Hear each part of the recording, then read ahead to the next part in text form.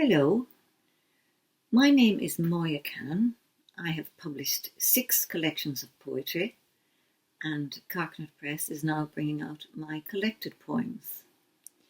I was born in County Donegal in the northwest of Ireland, and I spent most of my adult life in Galway City and now live in Dublin. I have a very nice, comfortable study, but my very favourite place to write a poem is in our wonderful National Library, a beautiful National Library in the centre of Dublin. And in non-COVID times, I try to get in there at least once a week. It's really a wonderful place to start a poem because of its lovely, calm, studious atmosphere. And I normally write many drafts of a poem by hand.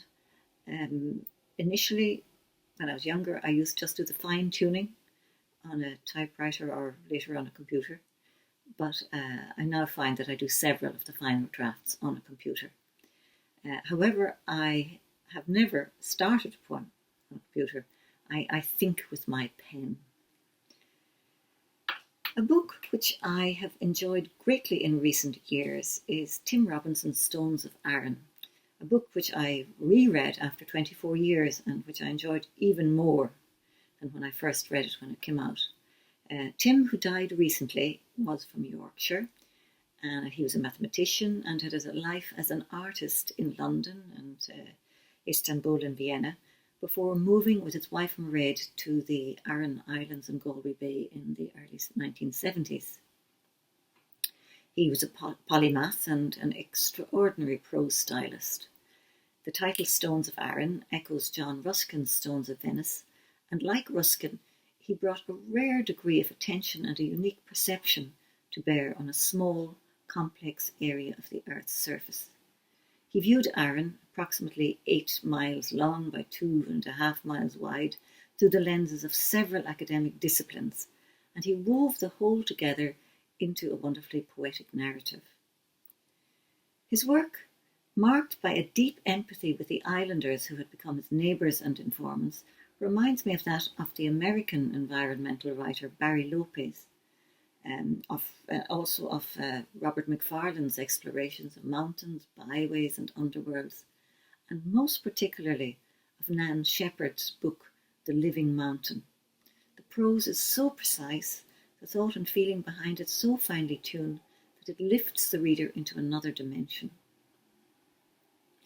Putting this collected poems together has been an interesting exercise for me in visiting my past selves. I'm usually more interested in the poem or book I've just finished, or the poem I'm about to begin. So it's good to look back and to dust off some less visited poems which were once very important indeed to me.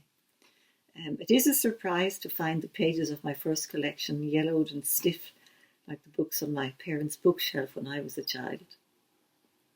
I'm really pleased to have almost all of the poems in the previous collections together in one volume, and I was asked recently if collected poems was a bit like a tombstone.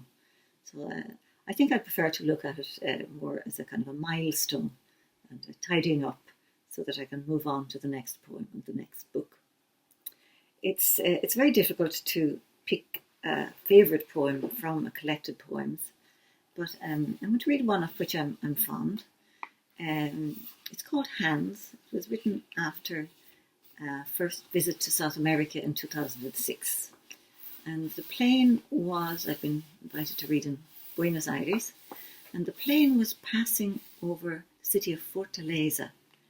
And I just began to think, as you sometimes do, passing over a city in a plane, of all the lives down there, people with all their loves and their worries and their bills and their babies and all the complexity of that. And then in each person's body, all the complexity of all the cells and just the extraordinary fact that all of this more or less works.